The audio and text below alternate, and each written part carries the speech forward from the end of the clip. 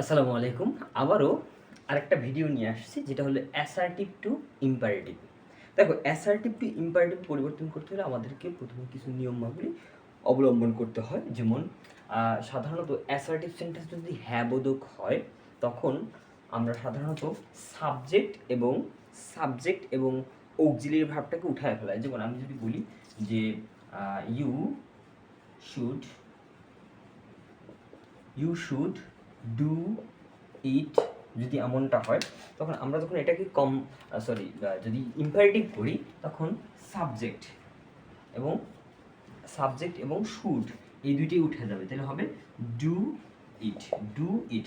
তবে এক্ষেত্রে একটু কথা আছে, সাবজেক্ট যদি সেকেন্ড পার্সন হয়, কোন পার্সন? যদি সেকেন্ড পার্সন হয়, তবে সেই ক্ষেত্রে শুধুমাত্র ইউ এর ক্ষেত্রে যদি সাবজেক্ট ইউ থাকে শুধুমাত্র সেই ক্ষেত্রে ইম্পারেটিভ সেন্টেন্সে সাবজেক্ট এবং সাথে যে অক্সিলারি ওই অক্সিলারি সাবজেক্ট এবং অক্সিলারি ভার্ব দুটোই উঠে যায়। এবার মেইন ভার্ব দিয়ে ওই ইম্পারেটিভ সেন্টেন্সটি শুরু হয়। যেমন ইউ শুড ডু ইট, তাহলে সেটা হবে ডু ইট। এবং যদি অক্সিলারি ভার্ব ছাড়া কোনো সেন্টেন্স থাকে, যেমন ইউ রাইট আ লেটার, যদি এমনটা হয়, তখন আমরা সাধারণত ইউটা সেকেন্ড পার্সন, ইউটা বাদ। কিন্তু যখন অক্সিলারি ভার্ব না থাকে, তখন আমরা শিষ্টাচার বা ভদ্রতা প্রকাশের ক্ষেত্রে শুরুতে বা শেষে আমরা প্লিজকে যুক্ত করে দিই।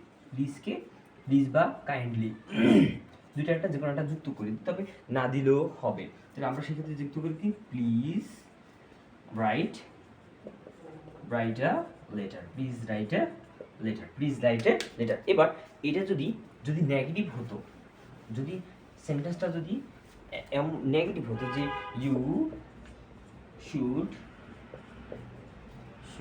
নট ডু ইট, যদি এমনটা হতো, তবে ইউতে সেকেন্ড পার্সন আগেই বাদ, এবং শুডও অক্সিলারি ভার্ব তাহলে বাদ, তাহলে থাকে নট ডু ইট। তাহলে আমরা সাধারণত জানি নটটা কখনো একা বসতে পারে না, এটা কোনো একটা অক্সিলারি ভার্ব সহ বসে। এখন অক্সিলারি ভার্ব হিসেবে এখানে ডুকে নিয়ে আসবে, তাহলে ডু নট বা ডোন্ট ডু ইট বা ডোন্ট ডু ইট।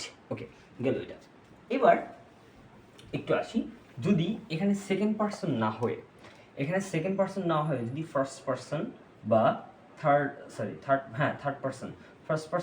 পার্সন হতো, তবে আমরা ইম্পারেটিভ সেন্টেন্সে শুরু করতাম কি দিয়ে? লেটের পরে একটা অবজেক্টিভ, যেই সাবজেক্টটা আছে ওই সাবজেক্টের অবজেক্টিভ ফর্ম, এবার মেইন ভার্ব প্লাস বাকি অংশ, এটা আমি দিতাম। যেমন আমি যদি ব্যবহার করি যে I should go to school, যেটা এটা বলি, তাহলে আইটা ফার্স্ট পার্সন। এখন আমাকে বলা হয়েছে ফার্স্ট পার্সন এবং কোন পার্সন? থার্ড পার্সন যদি থাকে, সেই ক্ষেত্রে ফার্স্ট পার্সন থাকলে, তাহলে ফার্স্ট পার্সন থাকলে আমি শুরু করবো কি দিয়ে? লেট দিয়ে। কাকে দিয়ে শুরু করবো? লেট দিয়ে।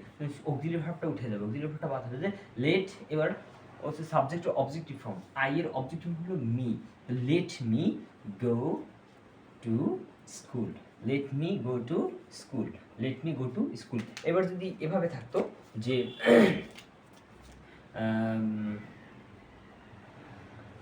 হি ওয়ান্টস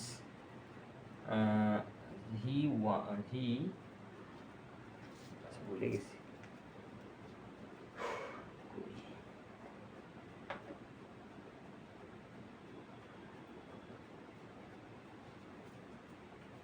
যদি বলি যে উই ডু আওয়ার ওয়ার্ক, তাহলে হবে কি? লেট উই এর অবজেক্টিভ ফর্ম হলো us, let us do our work. এবার আসো পরবর্তীতে যেটা আছে, যদি থার্ড পার্সন বা ফার্স্ট পার্সনের ক্ষেত্রে নট যুক্ত থাকে, যদি ফার্স্ট পার্সন এবং থার্ড পার্সনের ক্ষেত্রে যদি নট যুক্ত থাকে, তবে যেমন যদি বলি যে he does not do it, এমনটা যদি থাকে, তাহলে সাধারণত আমরা এটাকে যদি আমি ইম্পারেটিভ করি, তাহলে হবে লেট, যেহেতু থার্ড পার্সন তাহলে let, let him, let him not, let him not do it, let him not do it, let him not do it, এমনটা হবে।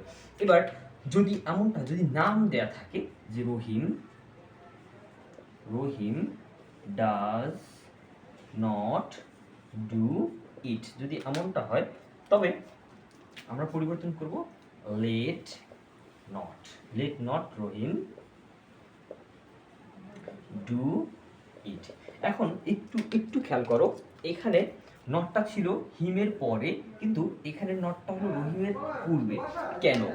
কারণ হলো যে যদি প্রোনাউন হয়, এখানে বলে দিই, যদি প্রোনাউন হয়, প্রোনাউন, প্রোনাউন, প্রোনাউন হলে নট, নট বসে অবজেক্ট, মানে লেটের পর যে অবজেক্ট আছে এই অবজেক্ট এর পরে, অবজেক্টের পরে। আর যদি নাউন হয়, নাউন হলে এই অবজেক্টের আগে বসে, অবজেক্টের আগে বসে, নাউন হলে অবজেক্টের আগে বসে, আর প্রোনাউন হলে অবজেক্টের পরে বসে। ওকে, ধন্যবাদ, থ্যাংক ইউ সো মাচ এতক্ষণ যাবত ভিডিওটা দেখার জন্য। ওকে, দেখা হবে পরবর্তী কোনো নেক্সট ক্লাসে। ততক্ষণ মতো সুখে থাকো, শান্তিতে থাকো। আসসালামু আলাইকুম রহমতুল্লাহ।